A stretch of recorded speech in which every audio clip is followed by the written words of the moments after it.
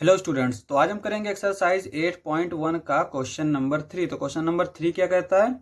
Right each of the following as decimals. यहाँ पे ये हमारे 5 पार्ट्स दे रखे हैं, इनको हमें क्या करना है? डेसिमल्स में लिखना है। अब यहाँ पे हम एक एग्जाम्पल्स लेके पहले समझ लेते हैं। यहाँ पे जैसे हमने एक एग्जाम्पल लिया 259.9। अब यहाँ पे अगर हम नंबर की बात करें तो अगर इस नंबर को सिर्फ देखें तो यहाँ पे ये वंस होता है, ये टेंस होता है, ये 100 होता है। तो वंस का मतलब होता है 1, यानी कि 1 के 9 पार्ट्स।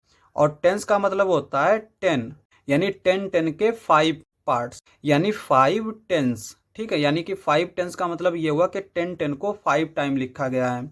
और यहाँ पे ये होता है 100, ये प्लेस वैल्यू होती है, यानी कि 100 को 2 टाइम लिखा गया है। इसी तरह से डेसिमल के जो बाद आता है उसको बोलते हैं हम टेंथ्स। टेंथ्स यानी 10th लिखते हैं, उसके आगे एस लगा देते हैं। इस तरह से हंड्रेड्स, यहाँ पे वंस नहीं होता है, ये 10th से स्टार्ट होता है।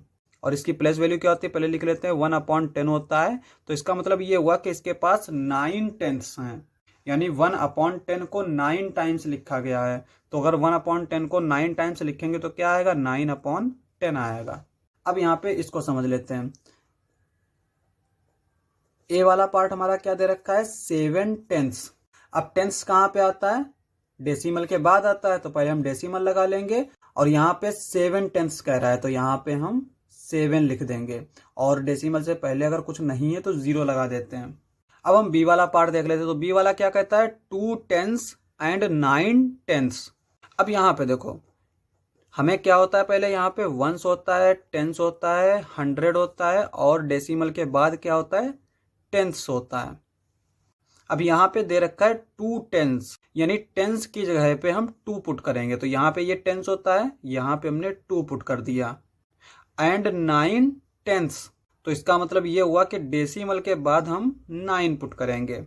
अब यहाँ पे ये वंस प्लेस बची, क्योंकि यहाँ पे ये टेंस के दे रखा है, टेंस दे रखा है, तो बीच की वैल्यू हम छोड़ नहीं सकते, क्योंकि अगर हम ऐसे ही छोड़ देंगे तो ये हो जाएगा 2.9।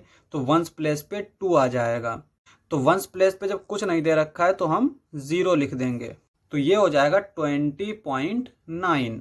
सी वाला देख लेते हैं। सी वाला क्या दे रखा है? 14.6। तो यहाँ पे तो ये डायरेक्टली बोल ही रहा है तो वैसे ही लिख देंगे 14.6। डी वाला क्या दे रखा है? 102 वंस। तो यहाँ पे डी वाला लिख लेते हैं। 100 की प्लेस वैल्यू ये पहले 100 होता है, 1000 टेंस होता है, फिर वंस होता है, उसके बाद में टेंस होता है। तो वंस, टेंस, 100। अब यहाँ पे कहता है 100, यानी 100 के ऊपर 1 दे रखा है। एंड 2 वंस, वंस की जगह पर 2 आया है, इसके अलावा कुछ नहीं दे रखा है। अब यहाँ पे 1 दे रखा है, ये 2 दे रखा है, तो बीच की वैल्यू को हम फिल करेंगे। तो यहाँ पे हम 0 लिख देंगे।